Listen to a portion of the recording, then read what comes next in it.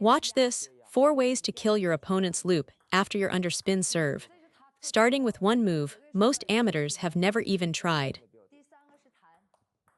Number 1 is the stick, just absorbing the ball.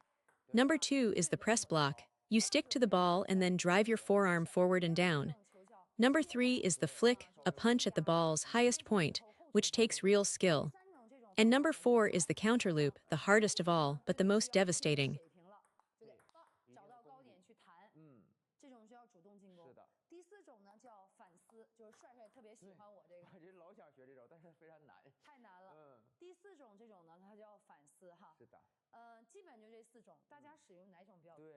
Next, let me break down the pros and cons of each one. The safest technique is the stick. The most dangerous, the biggest threat to your opponent, is the rip and the flick. The flick is also the fastest. The stick carries the least threat, but it's the most practical and the hardest to mess up. The press block sits right in between, it has quality and it's reliable. So here's my recommendation. If your serve is dead heavy maximum backspin, your next ball should be a simple stick. Just absorb it. If you try to press a really heavy loop, you risk sending it long. But if your serve is only half spin or no spin, the ball coming back won't be as loaded. So now you can use the press block or even the flick.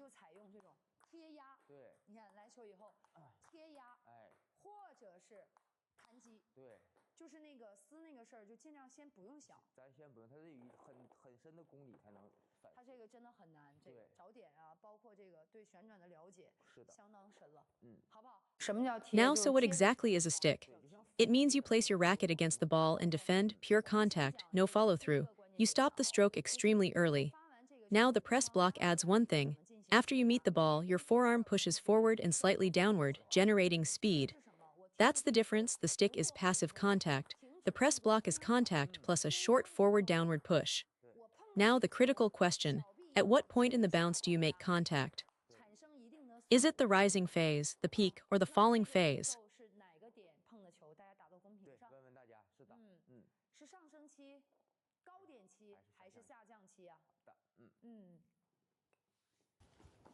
It has to be the rising phase. Do not wait for the peak. By the peak, you're already too late. The ball is moving past you and you lose control.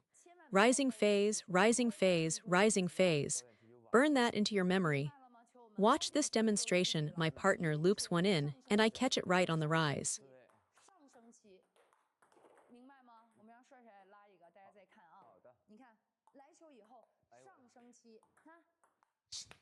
Right there, rising phase. Watch again. The ball comes in and I meet it on the way up. That's the timing I use constantly, and it's the only way to generate real speed on the return. If the incoming loop is extremely heavy, a plain stick might not hold it, the ball kicks off your racket. You need that pressing action to control it. So on the press block, the pressing motion is the key ingredient. But why press? Why not just stick the ball and be done with it?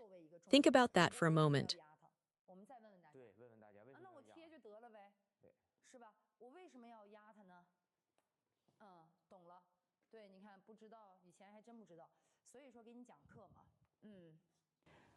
If I'm worried about the ball sailing long, I could just stick it, pure contact, no extra motion. That's the safest option. So why would I add the press, which introduces risk? Because the stick just keeps the ball in play, it gives your opponent an easy next ball.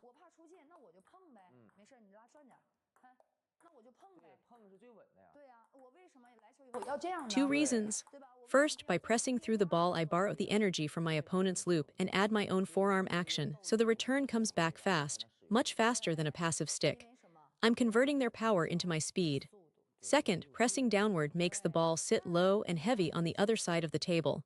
It stays deep and dips. My opponent has to dig it up, and that's hard to attack. So the press block gives you both speed and a sinking trajectory. Let me show you what this looks like in a match-style rally.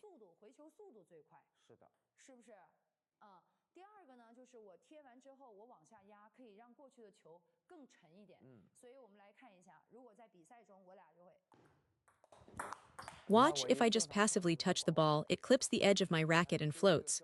You felt that before. The return pops up and your opponent crushes it. But when I press down through contact, the ball comes off low and heavy. It squeezes your opponent, especially against a penhold player. Extremely effective and very consistent. So remember 3 key points. 1. Contact on the rising phase. 2. Stay close to the ball, forearm pushes forward and down, no wrist action. 3. Keep the stroke short and compact. The motion must be short and compact. Watch, when I swing too big, the ball flies long. Stay tight. Find the ball first, stick to it, then add the short press. Don't reach from far away, get close, make contact, and push through. That's the press block. It's your safest option at 9-all in a match when your opponent rips a loop. This is the play you trust.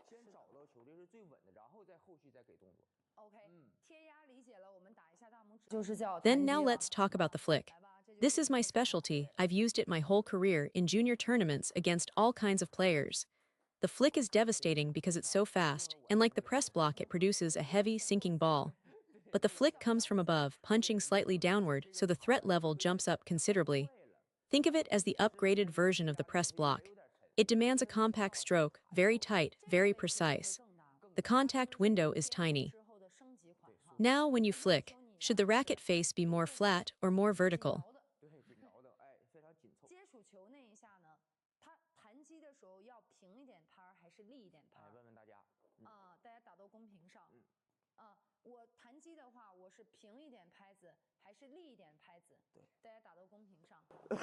For the forehand flick, the racket must stand up more vertical. Watch closely. My partner feeds me a spinny ball and I punch upward into it. The racket face is nearly perpendicular, not laid back. That vertical angle lets me lift through the backspin and snap the ball forward. This technique, the flick, is genuinely powerful. I've seen top amateurs from all over execute it beautifully. You can absolutely learn this, don't be intimidated. Compared to the counter loop, the flick is far easier to pick up. You can learn it quite comfortably with a little focused practice. But there are a few key points you must get right. First question, do you need a backswing? Watch me flick. Do I take the racket back first? Pay close attention to my starting position.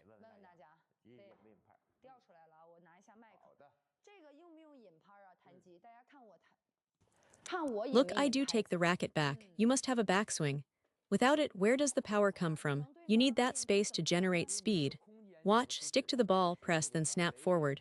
See how I pull the racket back before each flick? That recovery is the most important part. It's what makes this shot difficult. You need that compact backswing to load the stroke. Second key point, the racket face must stay vertical through contact. If your wrist wobbles even slightly, you'll miss immediately. Third point, watch the direction of my flick. Am I punching forward, upward, or downward? The answer is downward. Watch the demonstration. The moment I contact the ball, the racket punches slightly downward. That downward direction keeps the ball low and heavy over the net. If you try to flick straight ahead or upward, the ball sails long. Keep the snap compact, the racket vertical, and direct the energy down through the ball. See how the ball dips the instant I make contact? That's because I'm punching downward. This direction is critical. If you flick upward, the ball flies off the end. Watch carefully. My forearm drives forward, but the racket face angles slightly downward. It is absolutely not a flat punch straight ahead. Let me show the difference. If the racket face points forward without that downward tilt, the ball kicks long because the incoming spin throws it off. The ball carries heavy backspin that converts into topspin on contact, extremely strong rotation. Without pressing the face down, it will fly every time. Write this down, this is the key formula. Forearm forward, racket face down. There must be a pressing action to tame that spin. Watch again, even a tiny forward tilt on the racket face and the ball immediately sails out. Forearm forward, racket face down. That's your mantra for the flick. After you serve with heavy spin, your opponent will loop it back. If your racket face is open, of course the ball flies long.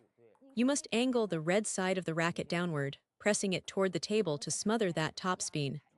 Master your side block drill. If your opponent can't lift the ball, you've already won the point. If they do loop it, you still have the flick as your counterpunch.